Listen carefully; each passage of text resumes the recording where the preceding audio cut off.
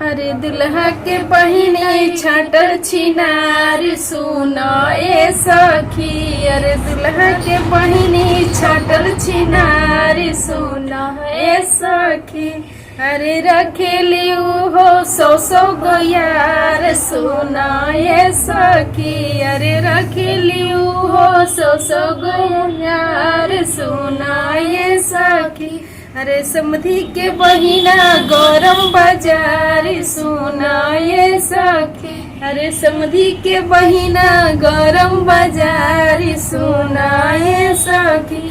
अरे 5 दिन रही स्कूलवे से फरार सुना ये सखी।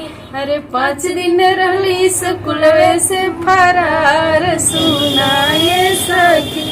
अरे दुल्हा के बहिनी छटल छिनार सुना ये सखी। अरे दुल्हा के दीदिया छटल छिनार सुना ये सखी। अरे दुल्हा के फुआ खाली मलपुआ दुल्हा के फुआ खाली मलपुआ सुना ये सखी।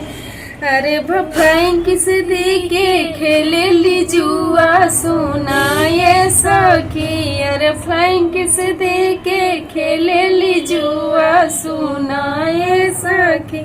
अरे लहंगा उठा के ले ली पुरवा बायार सुना ये सखी। अरे लहंगा उठा के ले ली पुरवा बायार सुना ये सखी। अरे दुल्हा के बुआ छटल छिनार सुना ये सखी। अरे दुल्हा के चाची छटल छिनार सुना ये सखी।